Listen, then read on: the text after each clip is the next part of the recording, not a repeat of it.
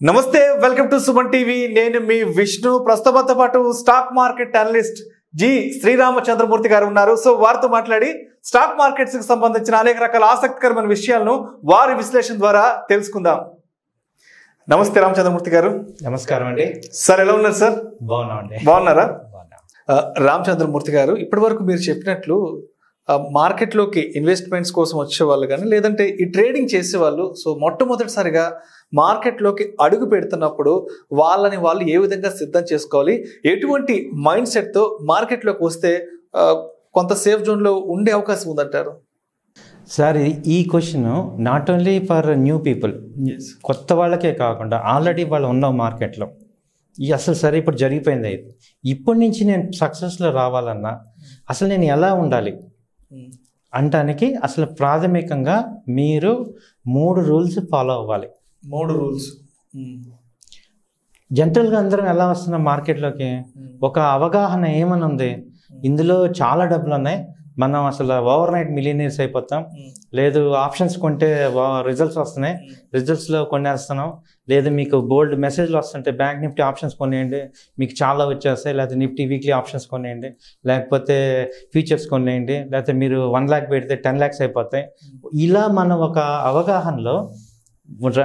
అవగాహన లేకుండా ఉండటం వల్ల ఏమవుతున్నాం అంటే ఇదేదో చాలా పెద్ద ఇది మన మీద మిస్ అయిపోతున్నాం ఇది అందరూ సంపాదించేస్తున్నారు మన మీద మిస్ అయిపోతున్నాం అని ఒక యాంగ్జైటీతో మనం వచ్చేస్తున్నాం కానీ వాస్తవంగా ఏంటంటే ఒక జాబ్ చేయడానికి 1 లక్ష రూపాయలు సపోజ్ శాలరీ అంటే ఆయన 30 రోజులు 8 hours వర్క్ చేస్తే ఆయన ఒక కనీసం మినిమం బీటెక్ ఎంటెక్ లెవెల్లో ఒక 16 to 18 years ఎడ్యుకేషన్ చేసిన తర్వాత ఆయన ఒక 1 lakh సంపాదిస్తున్నారు ఇందులో 1 minute 1 lakh సంపాదించవచ్చు కానీ ఆ మినిట్లో చూసుకొని ఆ మినిట్ ఎవ్రీ మినిట్ రాదు ఎగ్జాక్ట్లీ నిజమే కరెక్ట్ అది చూసుకొని ప్రతి మినిట్ 1 lakh వస్తాయి అనే భ్రమలో ఉన్నాం అందరం దానివల్ల అసలు అవగాహన అనేది దీనిలో మీరు అర్థం చేసుకోవాల్సింది ఏంటంటే ఏదో 1 నిమిషంలో ఫ్లూగా ఏదో వచ్చేస్తుంది మనకి వాళ్ళు ఏదో 1 నిమిషంలో మిలియనీర్ అయిపోయారు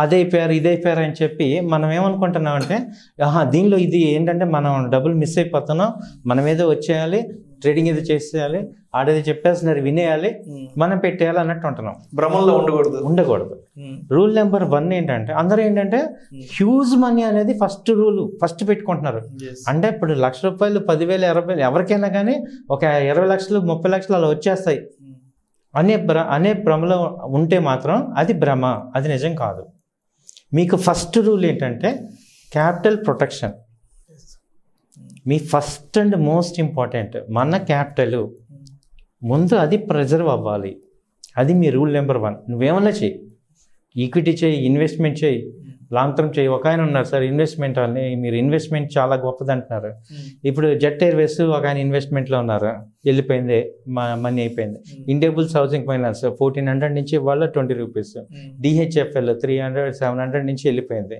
ఇవన్నీ ఇన్వెస్ట్మెంట్సే మంచి కంపెనీసే మరి ఏంటి ఇన్వెస్ట్మెంట్స్ ఆయన ఫస్ట్ రూల్ మిస్ అయిపోయారు నీ క్యాపిటల్ ప్రిజర్వ్ చేసుకోవాలి అది ఎవరు చెప్తారు nobody will tell you you come and you save your money it is our first rule we should secure our capital so whenever capital is eroding irrespective of any company you should quit and save your capital ఇప్పుడు Volvo బస్సులో వెళ్తున్నా accident అయితే బయటకు వచ్చేస్తాం కానీ bus బాగుందని కూర్చోం కదా sir exactly అవును బస్సు మంటలు అవుతున్నాయి వోల్వో బస్సు కాలిపోతుంది నాకు వోల్వో బస్సు నేను కూర్చుంటా అంటే మనం కూడా కాలిపోతాం లేదంటే టికెట్ ఎక్కువ పెట్టుకునే సార్ నేను ఇదే బస్సులో కూర్చుంటాను కుదరదు ఎంత టికెట్ కొన్నా అది ఎంత క్వాలిటీ బస్ అయినా ఆ క్షణంలో బయటకు వచ్చి ఎగ్జిట్ అయిపోవాలి అక్కడ నుంచి ఎగ్జిట్ అయిపోవాలి ఎగ్జిట్ కాకపోతే నువ్వు ఎగ్జిట్ అయిపోతావు ఎగ్జాక్ట్లీ కరెక్ట్ మార్కెట్ ఎప్పుడు ఉంటుంది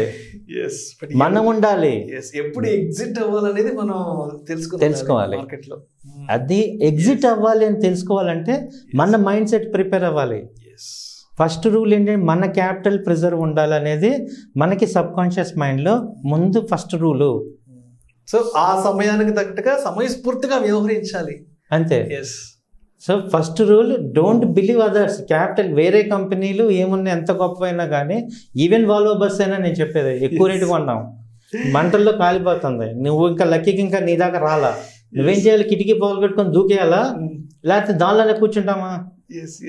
నేను దానిలోనే కూర్చుంటామంటే జెట్ ఎయిర్వేస్ లాగానే ఉంటుంది. అంటే నిజంగా ఇప్పుడు మీరు చెప్పిన ఎగ్జాంపుల్ అనేది చాలా క్లియర్ కట్ గా ఉంది.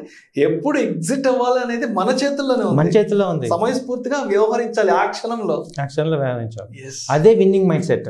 ఎగ్జాక్ట్లీ, అవును. సో ఫస్ట్ నేను చెప్పదలుచుకుంది ఏంటంటే, మన క్యాపిటల్ మనకి ప్రొటెక్షన్ ఉండాలి, అది rule number 1. Second, consistent profits.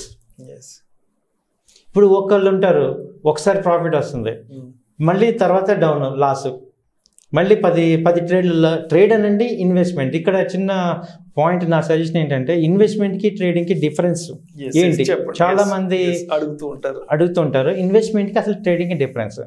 Sir ఇప్పుడు కార్ ఉంది సార్, మనకి డ్రైవింగ్ వచ్చు, అది 1 to 20 దాకా రీడింగ్ చూపిస్తూ ఉంటుంది. ఇప్పుడు 100లో వెళ్తాము, 60లో వెళ్తాము, 20లో వెళ్తాము. ఇప్పుడు 100లోనే వెళ్తాం అవసరమైనప్పుడు. ఇప్పుడు హైవే రోడ్లో 120, 130 వెళ్తాం, మామూలు రోడ్లో 60లో వెళ్తాం, మామూలులో 10 రూపీలు 10 ఇప్పుడు అమీర్పేట ఏరియాలో 10-20లో వెళ్తాం. అక్కడ నేను 100 వెళ్తానంటే లేదు, కుదరదు. సో అక్కడ ట్రేడింగ్ కుదరదు. నువ్వు ఇన్వెస్ట్మెంట్ ట్రేడింగ్ రెండు ఒకటే, టైం హారిజన్ డిఫరెన్స్.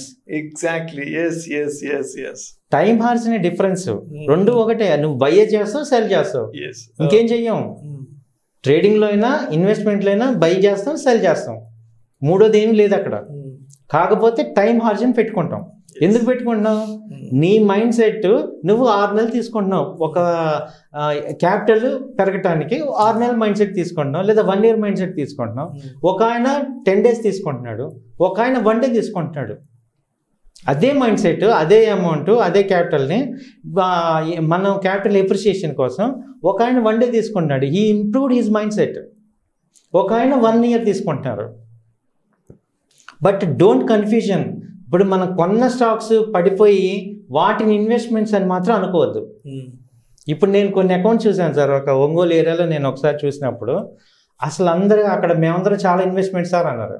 సార్ ఏం లేదు సార్, మీ పోర్ట్ఫోలియో చూపించండి అంటే, ఒక్కొక్కళ్ళు ఎన్టీపీసీ, సెయిలు, గెయిలు, ఈ ఆర్కాము, ఇవి అసలు ఒక 10,000 షేర్లు, 2,000 షేర్లు, ఇప్పుడు ₹2 షేర్లు ఒక 20,000, ఆంధ్ర బ్యాంకు, ఇప్పుడు ఇవన్నీ పెట్టి మేము ఇన్వెస్ట్మెంట్స్ అంటున్నారు. ఒక్కళ్ళు కూడా టీసీఎస్ లేదు, ఇన్ఫోసిస్ లేదు, ఒక్కళ్ళకి కూడా ఒక హెచ్యుఎల్ లేదు, ఒక్కళ్ళు కూడా ఒక మారుతి లేదు, ఒక టాప్ ఏషియన్ పెయింట్ లేదు. ఒక టాప్ 50 కంపెనీస్లో మనం డబ్బులు పెట్టుకుంటే అది ఇన్వెస్ట్మెంటు. మీరు మిడ్ క్యాప్, స్మాల్ క్యాప్లు, పెన్నీ స్టాకులు పెట్టుకొని నేను ఇన్వెస్ట్మెంట్ సార్ అంటే కాదు. ₹20, ₹30 పెట్టుకునేసి అది ఇన్వెస్ట్మెంట్ అంటే కాదు.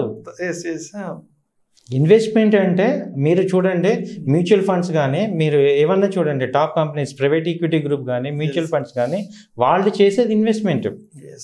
ఇన్వెస్ట్మెంట్లో ఫస్ట్ రూల్ డివిడెండ్ రావాలి. ఎగ్జాక్ట్లీ, ఇన్వెస్ట్మెంట్ చేస్తే డివిడెండ్ రావాలి కంపెనీ నుంచి. నువ్వు డివిడెండ్ ఉన్న కంపెనీని ఇన్వెస్ట్ చేస్తేనే నువ్వు ఇన్వెస్ట్ చేసినట్టు. That is the right investment. Yes, అంటే ఆ కంపెనీ పర్ఫామ్ చేస్తున్నట్టు. డివిడెండ్ ఎలా ఇస్తున్నాం? So as long as dividend ఇస్తున్నాం అంటే ఆయన ప్రాఫిట్ లో ఉన్నారు ఆ కంపెనీ.